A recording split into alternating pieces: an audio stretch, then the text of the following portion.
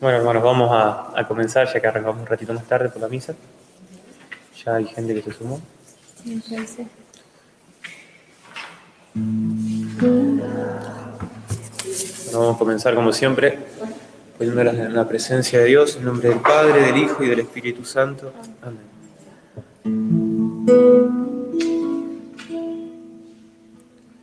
Ven, Espíritu Santo, ven.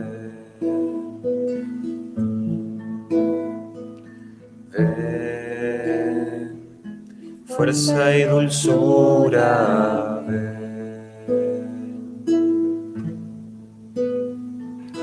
Ven, Espíritu Santo, ven. Ven, fuerza y dulzura, ven.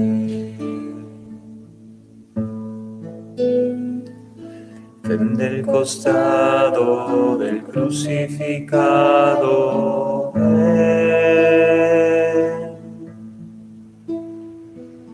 Ven de la boca del resucitado, ven. Ven del costado del crucificado, ven. Ven de la boca del resucitado, ven. Ven, Espíritu Santo, ven. Te pedimos, Mamá María, que en esta noche intercedas ante Dios para que nos concedas la gracia del Espíritu Santo. Este Espíritu que ibas volando sobre las aguas mientras todo se formaba, para que vuelva a formar nuestro corazón, que perdió la forma con el pecado, para que este Espíritu Santo vaya haciéndonos gustar de la voluntad de Dios y haciendo que tengamos asco por el pecado. A ti, Madre, que hallaste gracia delante de Dios, te pedimos que nos entregues esa gracia, porque la hallaste para nosotros, puesto que tú nunca la habías perdido. Te pedimos, Madre, que en esta noche nos entregues esa gracia, que es tu Hijo mismo, que se encarnó por amor a nosotros. Dios te salve María, llena eres de gracia, el Señor es contigo. Bendita tú eres entre todas las mujeres, y bendito es el fruto de tu vientre, Jesús. Santa María, Madre de Dios, ruega por nosotros pecadores, ahora y en la hora de nuestra muerte. María, auxilio de los cristianos, ruega por nosotros. Bueno, hermanos, ¿quién como Dios? Nadie como Dios. Bueno, ya vamos finalizando con este proceso. La verdad que es una alegría enorme ver también la perseverancia de ustedes y la obra que Dios va haciendo. Así que bueno, hoy llegamos, cada vez los temas son un poco más lindos, y hoy ya estamos en la lección número 29, y esta lección es de una cita bíblica de Juan, que es: y el Verbo se hizo carne. La verdad que es una cita muy profunda, porque en esto se jugó y se juega toda nuestra vida. Porque el Verbo, que era eterno, asumió nuestra pobre humanidad. Es decir, asumió una naturaleza no un poquito más baja, sino infinitamente más baja. El Creador se hizo criatura. Es fuertísimo. Y el catecismo en el numeral 258, el catecismo que es el compendio de la enseñanza de nuestra fe, aquel que por ahí tenga alguna duda va al catecismo y ahí se puede sacar las dudas. El catecismo dice que toda acción de Dios es obra común de las tres personas divinas. Es decir, como estuvimos viendo, que sabemos que sí, que por ahí es difícil de imaginárselo, difícil de hacerse una imagen, porque bueno, lamentablemente somos limitados y cuando empezamos a pensar sobre Dios tenemos que hacer abstracción, sería dejar un poco de lado lo sensible, y entonces bueno, se nos hace un poco difícil comprender cómo es esto que es un solo Dios y tres personas. Pero bueno, la fe nos dice esto, la fe suple los sentidos y nos muestra esto, que sí, que comparten la misma sustancia, pero que son tres personas diferentes. Por lo tanto, lo que Dios obra, lo obran las tres personas divinas. Es decir, lo obra el Padre, lo obra el Hijo y lo obra el Espíritu Santo. Porque es imposible que Dios se separe, por lo tanto, siempre la obra es común a los tres. Y lo mismo acontece con la encarnación, que es el misterio que vamos a tratar de hablar un poquito hoy, ¿no es cierto? Porque bueno, el misterio siempre es eso, podemos decir algo, pero estamos infinitamente lejos de poder decir todo del misterio. Y la encarnación es el hecho histórico de que el Verbo eterno, es decir, el Hijo del Padre, se haya hecho hombre, es decir, haya asumido la humanidad, nuestra naturaleza. Montfort, este santo, el que estamos siguiendo en el Tratado de la Verdadera Devoción, En el amor a la sabiduría eterna. En el amor a la sabiduría eterna, que es otro libro, viene a describir cómo fue la encarnación, y él dice que se imagina como una reunión de la Santísima Trinidad, el Padre, el Verbo, que es la sabiduría eterna, el Verbo, y el Espíritu Santo, después del pecado de nuestros primeros padres, después de que Adán y Eva pecan, que ofenden a Dios, que se separan, perdiendo la vida eterna. Dice que le parece ver a él, al Santo en oración, a la sabiduría eterna, al Verbo, convocando y reuniendo a la Santísima Trinidad para decidir la restauración del hombre. Y acá es muy fuerte lo que dice Montfort, pero el Verbo reconoce que tanto Adán y Eva, el hombre, merecen la condenación, merecen por haber ido contra Dios, por haber cometido un acto de injusticia infinito, es decir, la justicia es la virtud por la cual le damos a cada uno lo que es debido. Al no darle la adoración a Dios, cometimos un acto de injusticia infinito, fuimos contra el derecho de Dios a ser adorado. Es decir, como hoy también se va contra el derecho a la vida, contra el derecho a la integridad de uno, nosotros fuimos contra el derecho de Dios. Por lo tanto, al cometer un acto de injusticia tan grande, nos volvimos injustos. Pero la sabiduría eterna, el Verbo que luego encarnándose será Jesucristo, parece que se compadece porque reconoce que el pecado del hombre, más que por malicia, como fue el pecado de los ángeles, el pecado del cual fue cabeza Satanás y que arrastró a tantos, que ese fue por malicia, el pecado del hombre en cambio fue por debilidad y por ignorancia. Es decir, los ángeles, cuando se rebelaron contra Dios, tenían plena conciencia de lo que hacían.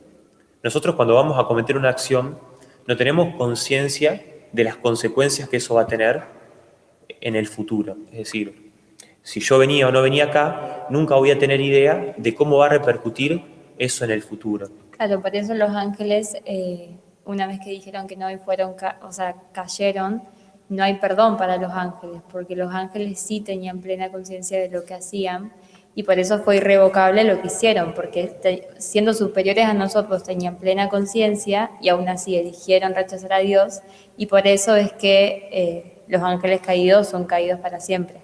En cambio el hombre, como es inferior al ángel y no tiene plena conciencia, no es tan, eternamente grave lo que hace, pero no, en comparación de los ángeles, no lo es tanto, porque el hombre no tiene tanta conciencia como los ángeles. Claro, nosotros cuando conocemos algo tenemos que ir conociéndolo de a poco, sería, Claro. discurriendo. En cambio, los ángeles no, los ángeles inmediatamente entran en contacto con algo, lo conocen. Porque, bueno, no tienen cuerpo, al no tener cuerpo son espíritus puros. Entonces, bueno, lo que planteaba Montfort es que la sabiduría eterna, él imaginándoselo, como que propone esto, como que sería una lástima que una obra maestra tan bien lograda como es el hombre, permaneciera para siempre de manera eterna esclavizada para el enemigo, sería esclavizada en el infierno, esclavizada fuera de Dios. Y también que millones de hombres tuvieran que pagar las consecuencias por el pecado de uno solo. Y también mostraría la sabiduría eterna los tronos vacíos, es decir, los tronos que le pertenecían a los ángeles y de los cuales cayeron, y esos tronos que quedaron vacíos y que sería bueno llenar de Dios. Y también indica la gloria que recibiría Dios si en el tiempo salvaría al hombre, es decir, cuánto más sería glorificado Dios si salvara al hombre, sería no solamente haberlo creado, sino salvarlo también, que es lo que después va a decir Pablo, donde abundó el pecado, sobreabundó la gracia, sería, porque hubo muchísima más gracia todavía que en la creación, porque en la creación nos creó, pero en la redención Él mismo se hizo hombre y Él mismo pagó un gran precio, como fue la pasión, por nuestro rescate. Pero la sabiduría eterna también ve que nadie es capaz de expiar este pecado, nadie es capaz de hacer un acto tan grande de amor que pueda restaurar esta dignidad, que pueda satisfacer la justicia, aplacar la ira de Dios, y queriendo salvar al hombre, a quien amaba por su propia naturaleza, encuentra un medio admirable, que es ofrecerse ella misma, ofrecerse la propia sabiduría encarnada como víctima en holocausto. Holocausto es cuando la víctima se consume totalmente. Eso era el holocausto, los sacrificios de holocausto, era que la víctima la consumía totalmente el fuego y por lo tanto eso no quedaba nada. Entonces ofrecerse ella como víctima en holocausto para satisfacer la justicia de Dios, es decir, compensar ese acto de justicia infinito, de injusticia infinito que habíamos cometido nosotros, ella misma con ese holocausto satisfacer este acto, aplacar la cólera de Dios, liberarnos de la esclavitud del demonio y del infierno y merecernos, es decir, hacer méritos por nosotros por una vida feliz. Y bueno, y esta oferta fue aceptada. Entonces, la sabiduría eterna, en un momento de la historia, en un momento oportuno y con circunstancias señaladas, va a hacerse hombre. Va a tomar la humanidad y va a ofrecerse ella misma en holocausto. Esto es hermoso porque el holocausto, Cristo no murió totalmente consumido, pero sí la vida de Cristo fue un consumirse totalmente a la voluntad de Dios. Lo que le dice a Felipe, cuando Felipe le pide que le muestre al Padre, dice, el que me ve a mí, dice Jesús, ve al Padre. Es decir, estaba totalmente consumido a la voluntad de Dios, y eso es a lo que también aspiramos nosotros como cristianos, tomar la forma de Cristo, por lo tanto, consumir plenamente toda nuestra voluntad para que sea la voluntad de Dios, porque esa es la única forma de que seamos felices. Lo mismo hizo justamente María. Entonces, nos dice Gálatas 4, capítulo 4, versículos 4 y 5, que es una carta también del apóstol San Pablo, que dice, al llegar la plenitud de los tiempos, envió Dios a su Hijo, nacido de mujer, nacido bajo la ley, para rescatar a los que se hallaban bajo la ley y para que recibiéramos la filiación adoptiva.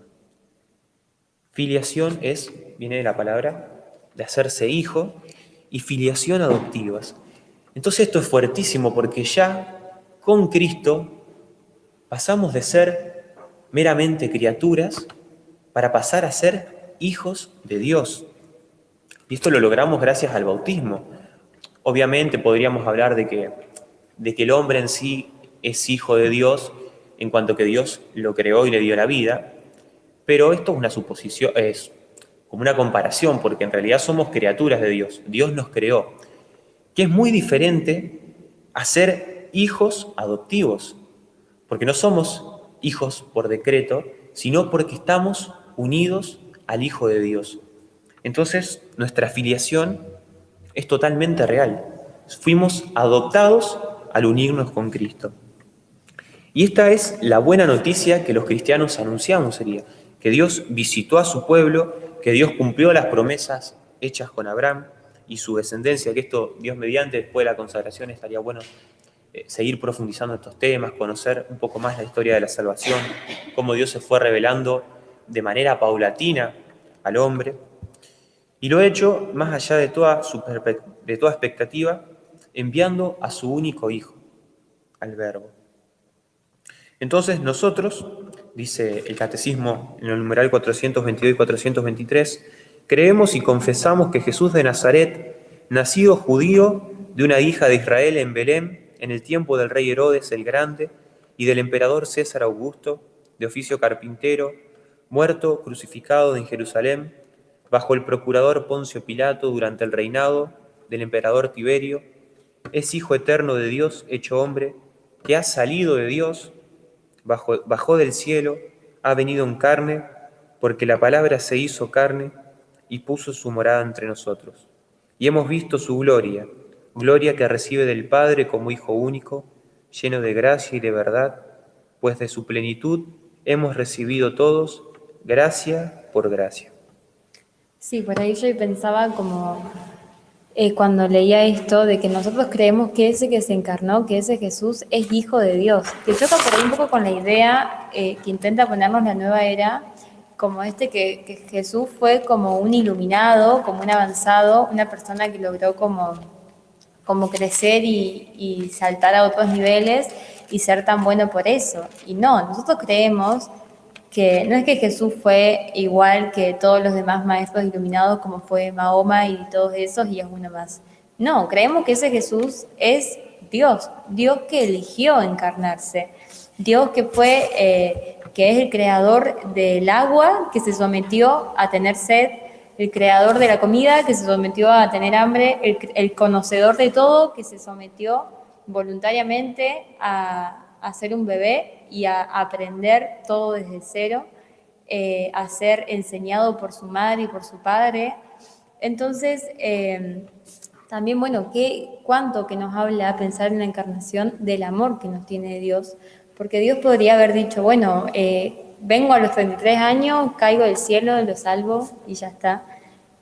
Pero Él en su voluntad, es más, ni siquiera era necesario que muera en la cruz, Él con un solo movimiento de su voluntad nos podía salvar, pero Él eligió encarnarse sin necesidad de hacerlo. Entonces, bueno, ¿para qué? ¿Para qué se encarnó el Verbo? Y bueno, hay varias razones. La primera es para reconciliarnos con Dios, porque bueno, habíamos visto que Adán y Eva pecaron, que fue una falta infinita, justamente porque se había desobedecido a Dios. Y por ahí, obviamente, las deudas, las faltas, también son tan grandes según la dignidad de la persona a la que se lo hago. O sea, obviamente, no es lo mismo pegarle a mi hermanito que pegarle a mi maestra. Y no es lo mismo haberle desobedecido al mismo Dios. Y justamente la falta, la deuda que teníamos era una deuda infinita. Y que si el hombre por sí solo hubiese dicho, bueno, toda la humanidad nos sacrificamos para pagar esa deuda, no hubiese alcanzado, porque justamente el hombre es finito, Dios es infinito. Entonces, hubiese sido imposible. Y el único que podía pagar esa deuda era Dios. Y por eso es que Dios envió a su Hijo a que se encarne y a que Él, como hombre, en nuestro nombre, pague nuestra propia deuda. Entonces, bueno, eso es lo primero, para salvarnos reconciliándonos con Dios. Lo segundo es para que nosotros conociésemos el amor de Dios. Vemos que Jesús nos habló muchas veces del amor que Jesús nos enseñó, por ejemplo, el mandamiento del amor, que Jesús con sus gestos, con su vida, nos enseñó a amar. Y también Juan 3:16 nos dice, tanto amó Dios al mundo que envió a su único unigénito para que todo el que cree en Él no muera, sino que tenga vida eterna. Es decir, no solamente Él con su vida nos mostró el amor, no solamente nos enseñó el amor con sus palabras, sino que también Dios nos demostró cuánto nos ama, siendo capaz de entregar a su propio Hijo por amor a nosotros. Y Jesús nos demostró su amor al morir, y no una muerte cualquiera, sino una muerte de cruz por amor a nosotros, que se hubiese hecho de la misma forma si yo hubiese sido la única persona que vivía en el mundo. O sea, es el amor hecho acción. Es este Dios que nos dice, te amo hasta el extremo y te amo hasta la muerte de cruz y te amo a vos porque lo hubiese hecho solamente por vos si fueses la única persona en la tierra. Uno cuando empieza como a leer o a meditar un poco más la pasión, uno empieza a tomar más conciencia de cuánto es lo que Dios nos ama. El otro día veíamos una película que se trataba de una persona que era atea y la mujer empieza a convertirse y él en el intento de refutar empieza a buscar pruebas y pruebas y pruebas y como que cada vez llega más al conocimiento de Dios. Y algo que me impactó mucho, que lo comparto así de pasada nomás, es que la flagelación romana no era cualquier cosa. La flagelación romana desgarraba incluso los músculos, que o sea, si uno salía con vida, nunca iba a volver a vivir sería, o sea, iba a aguantar un par de días y se iba a morir desangrado. Es decir, que luego de la flagelación, la espalda de Jesús era carne viva, o sea, estaba todo desgarrado. Y no solo eso, sino que fue crucificado. Y para respirar, Cristo tenía que levantarse ese día, porque si no se ahogaba. Entonces, levantarse nomás era arrastrar toda la espalda por el crucifijo. Y eso lo hizo por amor a nosotros. Entonces, cuando uno empieza a reflexionar, uno va descubriendo el gran amor sería. Porque capaz que sí, la encarnación no terminamos de entenderlo. Pero cuando ya veamos más en detalle la crucifixión, uno toma conciencia del amor que nos tiene. Claro, porque Él se encarnó justamente sabiendo que todo se iba a consumar en el momento de la cruz. Claro, no es que Jesús se encarnó con la esperanza de morir de viejito, o como hay muchas personas que hay esas teorías. Cristo sabía que venía a la tierra y venía a morir por nosotros y de una forma cruel. Bueno, entonces, para reconciliarnos con Dios, para que conozcamos el amor de Dios, para ser nuestro modelo en santidad. Vieron que pasa con los niños que el niño aprende imitando. O sea, más que lo que uno le dice, es lo que el niño ve. El niño copia los gestos, copia las palabras, copia las acciones. Y si uno le enseña una cosa y hace otra, el nene probablemente va a copiar lo que el otro hace, no lo que el otro dice. Y bueno, justamente nosotros somos niños espirituales y teníamos los mandamientos, teníamos la palabra en el Antiguo Testamento, pero no podía el hombre vivirlo plenamente justamente porque no tenía un modelo. Entonces Jesús vino a eso, vino a ser nuestro modelo en la santidad. Y por último, también vino para hacernos partícipes de la naturaleza divina. Es decir, esto va muy relacionado con lo primero. Dios, desde el inicio, Él quería divinizarnos. Él quería que nosotros participáramos de su naturaleza divina. ¿Qué pasó? El hombre se alejó y justamente Jesús se abajó a nosotros para levantarnos y para volver a hacernos partícipes de su naturaleza divina. Entonces, bueno, por esto es por lo que se encarnó el Verbo y justamente la fe en que Dios se hizo hombre es el signo distintivo de la fe cristiana. O sea, nosotros los cristianos creemos que Dios se encarnó, que Dios se hizo hombre. Y un poco las consecuencias de la encarnación, es decir, qué pasó cuando Jesús se encarnó, cómo fue esa persona. Un poco, bueno, Jesús quiere decir Dios salva y Cristo quiere decir el Mesías. Entonces, la forma correcta de llamarlo al verbo encarnado es Jesucristo, justamente porque es Dios salva, el nombre que se les dio, y Cristo que es este Mesías. Y bueno, sabemos que Jesucristo, bueno, capaz que no lo sabemos, y se enteran hoy. Jesucristo es verdadero Dios y verdadero hombre. A mí me pasaba mucho cuando era chica, que es como que no terminaba de entender por qué tanto drama con la cruz, porque yo decía, bueno, a ver, o sea, si es Dios, no sufrió tanto. O sea, probablemente no sintió ningún dolor porque es Dios, o sea, bueno, sí, cargó la cruz y todo eso, pero es Dios, no le dolió. Y acá justamente estamos negando la naturaleza humana, es decir, Jesucristo es y fue todo Dios, pero también todo hombre. Es decir, él como un hombre tuvo que aprender a caminar, tuvo que aprender a hablar, tuvo que pasar hambre, pasar sueño, pasar frío, dolor. La cruz la sufrió como lo hubiese sufrido cualquiera de nosotros porque él fue y es todo hombre. Incluso Entonces, la sufrió más que nosotros, porque él no tenía pecado. Entonces su corazón era más puro.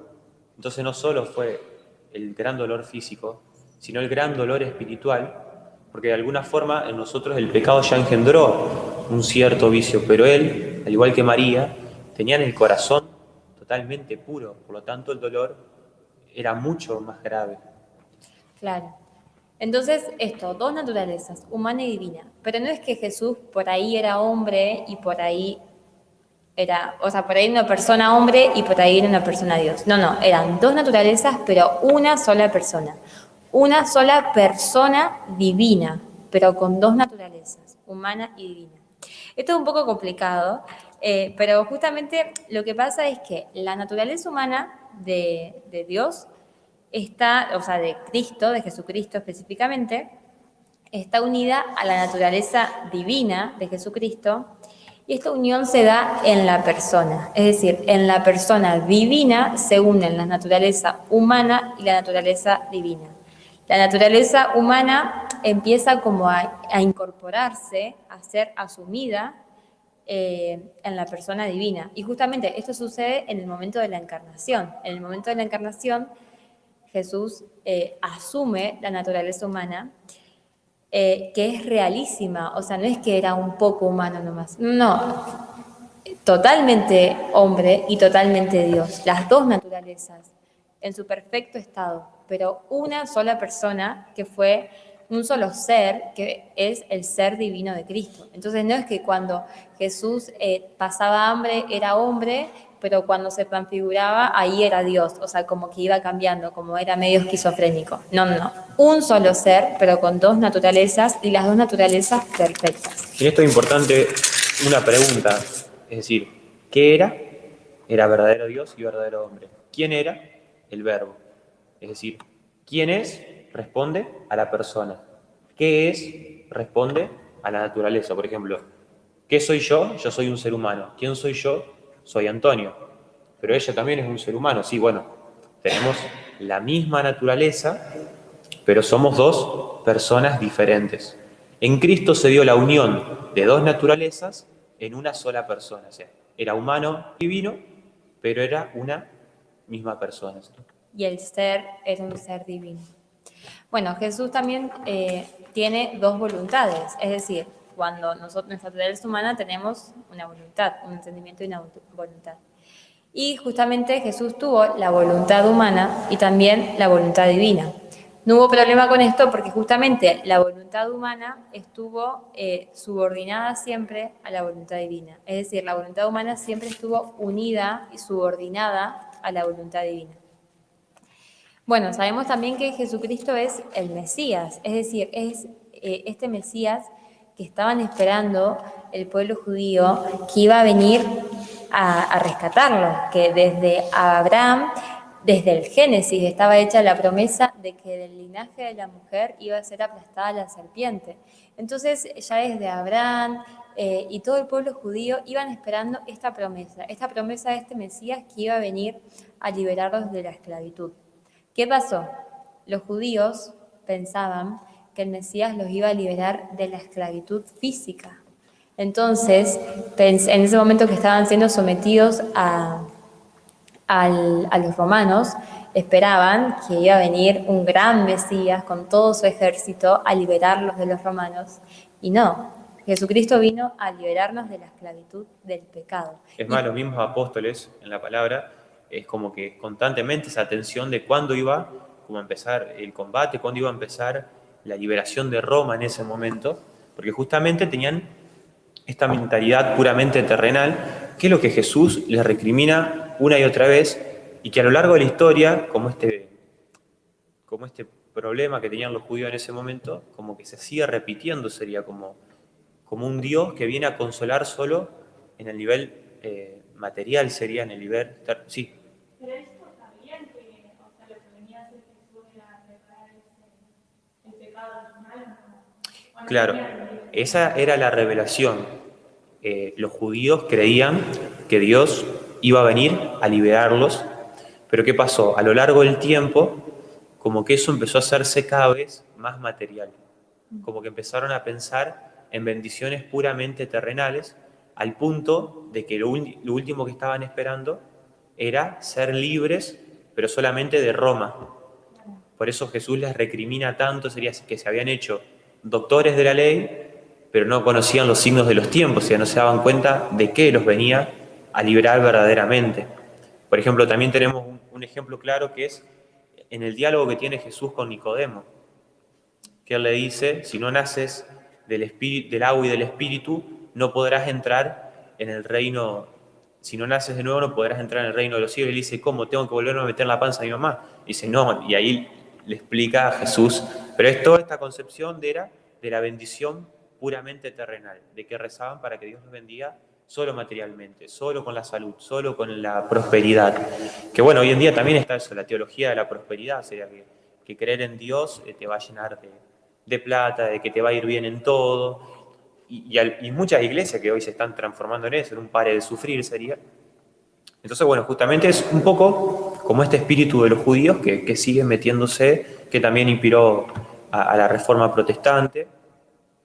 Entonces, bueno, esto como esta bendición puramente terrenal, pero no a ser liberado de lo más profundo del hombre, que es lo que lleva a todos los otros males, que es justamente el pecado. Que no es que Dios tampoco no nos bendiga y no nos escuche nuestras necesidades terrenales, pero obviamente hay algo más profundo que es que quería liberarnos de la esclavitud del pecado.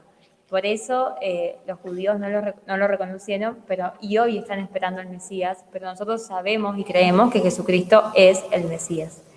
Bueno, Jesucristo es Hijo de Dios.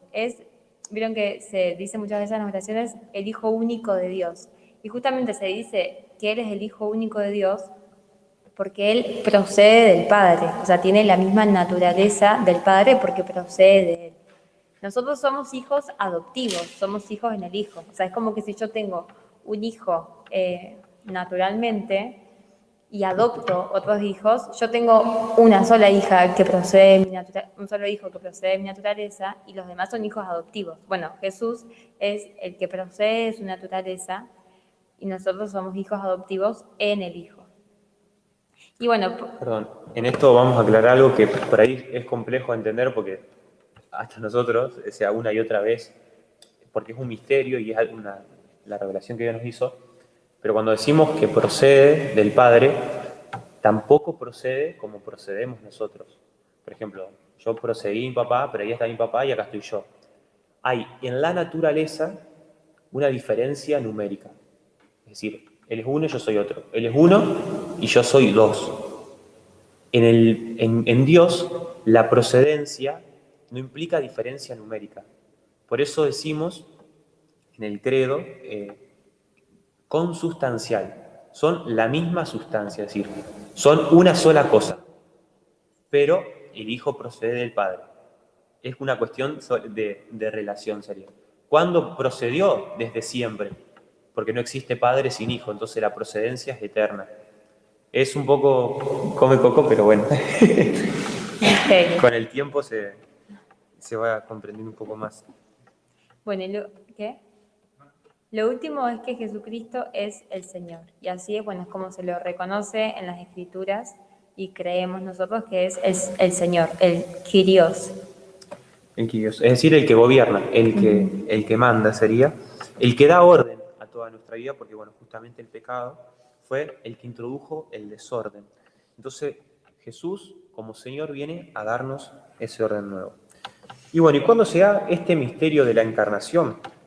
¿Cuándo comienza? El misterio de la encarnación, como vemos en Lucas 1, 26, 38, que después, si quieren, lo pueden leer por la cuestión del tiempo, comienza con la anunciación que Dios, a través del ángel Gabriel, le hace a la Virgen María. Cuando el ángel le dice, alégrate llena de gracia, el Señor está contigo, ella se conturbó por estas palabras y se preguntaba qué significaría aquel saludo. El ángel le dijo, no temas María, porque has hallado gracia delante de Dios. Vas a concebir en el seno y vas a dar a luz un hijo, a quien pondrás por nombre Jesús. Él será grande, será llamado Hijo del Altísimo, y el Señor le dará el trono de David, su padre. Reinará sobre la casa de Jacob por los siglos, y su reino no tendrá fin. María responde al ángel, ¿cómo será esto? Pues no conozco varón. El ángel le respondió, el Espíritu Santo vendrá sobre ti, y el poder del Altísimo te cubrirá con su sombra. Por eso el que ha de nacer será santo, y se llamará Hijo de Dios. Mira también, Isabel, tu parienta, ha concebido un hijo en su vejez, y este ya es el 6º mes de la que se decía que era estéril, porque no hay nada imposible para Dios. Dijo María, he aquí la esclava del Señor, hágase en mí según tu palabra. Y el ángel, dejándola, se fue. Palabra del Señor. Entonces con María vemos que María inaugura la plenitud. ¿Qué cortó? Perdón. ¿Sí, arrancó? ¿Qué pasó? Perdón, problemas técnicos. Ahí está. Entonces vemos que María inaugura la plenitud de los tiempos. Fijémonos también la grandeza de la consagración que estamos haciendo, porque no nos estamos consagrando a cualquier persona, nos estamos consagrando a aquella de la cual dependió la inauguración de los tiempos, el cumplimiento de las promesas y de los preparativos. María es invitada a concebir al que tiene la plenitud de la divinidad, al que es totalmente Dios. Dios quiere valerse de la carne de María para hacerse hombre. Y acá vemos la respuesta que, bueno, ya cuando hablábamos de la apologética sobre María, que dice, ¿cómo será esto? Pues no conozco varón. Esto es fuertísimo porque acá vemos que la virginidad de María iba a ser perpetua y también para que sea un signo de que era el Hijo de Dios. ¿Cómo puede ser esto si no conozco varón? O sea, no era tan complicado, sería si estaba casada con José, conocía a José y concebía, pero no. María estaba manifestando que no iba a hacer eso. Entonces, acá se ve el gran signo de que María iba a ser la madre de Dios, porque si recordamos la profecía que ya había sobre María, Isaías 7:14. de Isaías, que dice, la Virgen concebirá y dará a luz. Entonces esto muestra que la obra justamente es de Dios. Claro, justamente el signo era que iba a venir de una mujer virgen. Claro, entonces cuando los protestantes nos dicen que María ya no era virgen, entonces, bueno, Jesús lamentablemente no podría ser Dios, porque el Hijo de Dios iba a ser hijo de una virgen. Claro, esto es muy importante porque si atacan la virginidad de María, están atacando la divinidad de Dios, porque justamente la promesa es que Dios iba a venir de una mujer virgen. Entonces, si nosotros no defendemos la virginidad de María, el dogma de fe, tampoco estamos defendiendo la divinidad de Cristo. Estamos negando que Cristo es Dios, porque justamente Dios se iba a encarnar de una mujer virgen. Y bueno, y Dios también como que aguarda la respuesta de María, no la obliga, pone en manos de María, y María dice esto tan fuerte, hágase en mí según tu palabra. Y ahí en ese momento Cristo se encarnó. O sea, en ese instante, el Creador se hizo criatura. Y dice el Catecismo en el numeral 488, el Padre de las Misericordias quiso que el consentimiento de la que estaba predestinada a ser la madre precediera a la encarnación, para que así, como una mujer contribuyó a la muerte, así también otra mujer contribuyera a la vida. Por eso los padres del desierto dicen que María es la nueva Eva, y también podemos hacer este jueguito de palabras, que si damos vuelta Eva, se forma la palabra ave, de Ave María. Y esto lo voy a leer por más que nos quede un poquito de tiempo, porque es muy hermoso de un gran santo enamorado de María, que fue San Bernardo, que escribe lo siguiente: Oíste, Virgen, que concebirías y darás a luz un hijo. Oíste que no será por obra de varón, sino por obra del Espíritu Santo. Mira que el ángel aguarda tu respuesta, porque ya es tiempo que se vuelva el Señor que lo envió. También nosotros, los condenados infelizmente a muerte por la divina sentencia, esperamos, Señora, esta palabra de misericordia. Se pone entre tus manos el precio de nuestra salvación.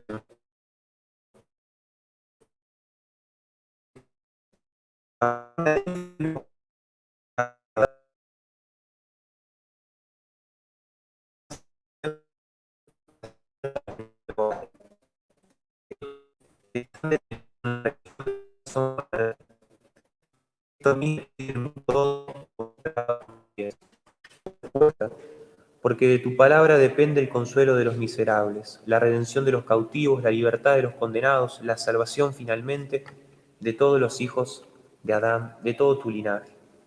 De pronto tu respuesta, responde presto al ángel, o por mejor decir, al Señor por medio del ángel. Responde una palabra y recibe al que es la palabra. Pronuncia tu palabra y concibe la vida. Emite una palabra fugaz y acoge en tu seno la palabra eterna. ¿Por qué tardas? ¿Qué recelas? Cree, di que sí y recibe. Que tu humildad se revista de audacia y tu modestia de confianza. De ningún modo conviene que en tu sencillez virginal se olvide aquí de la prudencia. En este asunto no temas, Virgen prudente, la presunción, porque aunque es buena la modestia en el silencio, más necesaria es ahora la piedad en las palabras. Abre, Virgen dichosa, el corazón a la fe, los labios al consentimiento, las castas entrañas al Criador. Mira que el deseado de toda la gente se está llamando a tu puerta. Si te demoras en abrirles, pasará adelante, y después volverás con dolor a buscar al amado de tu alma. Levántate, corre, abre, levántate por la fe, corre por la devoción, abre por el consentimiento. Aquí está, dice la Virgen, la esclava del Señor, hágase en mí según tu palabra. Es muy hermoso ver esto, o sea, la libertad que tenía ella, ¿no? Que así como Eva libremente pecó, Dios quería también que la nueva Eva sea también en su libertad, que elija cooperar. Entonces, bueno, Montfort en el tratado, en el numeral 139, nos dice que la encarnación es clave para entender la consagración. O sea, la consagración se entiende a la luz del misterio de la encarnación. Justamente si nos ponemos a pensar, por ejemplo, en todos los mamíferos de la Tierra, en todos los animales, somos mamíferos, vemos que, no sé, si pensamos, por ejemplo, en un caballo, cuando da luz la yegua, el caballito se levanta y sale caminando. Lo mismo, no sé, con una vaca, lo mismo con los demás animales. Sí, dependen, algunos más que otros, de su mamá, pero no hay ningún mamífero que dependa tanto de su madre como el hombre. Es decir, el bebé, si nace y la mamá lo abandona, se muere. Los demás animales se pueden arreglar de otra manera, pero el bebé no. Y es más, el bebé, si su mamá lo alimenta solamente con leche, pero no le da amor, se muere también, lo más probable. Entonces, justamente, es muy lindo entender como esto, o sea, que el ser humano es, de los mamíferos, el más indefenso. Y Cristo vino a hacerse eso, un hombre, vino a hacerse un bebé. Y él podría haber elegido directamente entregarse a los hombres, nos dice Montfort, o sea, él podría haber venido ya grande y entregarse así, pero no, él eligió primero hacerse un bebé y depender en todo de María. Desde el momento de que estaba en la panza, que obviamente dependía totalmente de ella, estaba encerrado en su vientre, en el momento de su niñez y hasta los 30 años, que fue recién a los 30 años que empezó su vida pública. Entonces, nos dice Montfort que se anonada la razón humana si reflexiona seriamente lo que Dios hizo, o sea, que Dios se hizo un bebé, que Dios no vino con una edad madura, sino que eligió hacerse pequeño y que no vino tampoco por cuenta propia, él eligió valerse de María, él eligió no venir a él directamente, sino valerse de este medio. Entonces justamente nos dice que si Dios quería lograr esto, quería salvarnos, quería el Hijo glorificar al Padre, justamente siendo Dios, Él no encontró un medio más perfecto y más corto para poder hacer esto que someterse en todo a María. Y esto es fuertísimo, perdón, porque Jesús dice, mi alimento es hacer la voluntad de Dios. O sea, Jesús, todo lo que hizo fue por voluntad de Dios. Entonces, el haberse sometido a María era voluntad de Dios. Claro, y nos dice justamente esto, o sea, que no hubo medio más perfecto para glorificar a Dios que para salvarnos, un medio más perfecto y más corto que someterse en todo a María. Y no solamente durante 8 o 15 años, sino durante 30 años. Y nos dice Montfort algo que es muy hermoso, que durante este tiempo de sumisión y dependencia a María, glorificó más al Padre que si hubiera empleado estos años en hacer milagros, predicar por toda la tierra y convertir a todos los hombres. Es muy fuerte, o sea que durante todo el tiempo que Jesús dependió de María, dio más gloria al Padre que si hubiese dedicado a hacer milagros, a predicar, a convertir a todo el mundo. Justamente porque el mismo Dios estaba eligiendo depender de María, de una mujer, de la mujer que él había elegido para ser partícipe y cooperadora con la historia de la salvación. Pero fíjense, el mismo Dios se hizo esclavo en todo, se hizo obediente, se sometió y así dio mucho más gloria al Padre que de cualquier otra forma. Y sigue diciendo, cuán altamente glorifica a Dios quien a ejemplo de Jesucristo se somete a María. O sea, si esta fue la forma en la que Cristo más gloria le dio al Padre, ¿qué podemos hacer nosotros que no sea hacer lo mismo? ¿Cuánta más gloria le damos a Dios si a su ejemplo hacemos lo mismo? Y nos sigue diciendo, teniendo este ejemplo tan claro, seríamos tan insensatos que esperemos hallar medio más eficaz y rápido para glorificar a Dios que no sea el someternos a María a imitación de su Hijo divino. Por ahí buscamos tantas formas de agradar a Dios, de darle gloria a Dios, pero justamente este es el ejemplo más claro que imitar a Cristo es la mejor forma de hacerlo. Y bueno, después nos sigue diciendo Montfort que justamente al ser la encarnación el misterio clave para entender la consagración, el 25 de marzo, que es el día de la encarnación, es el día del consagrado.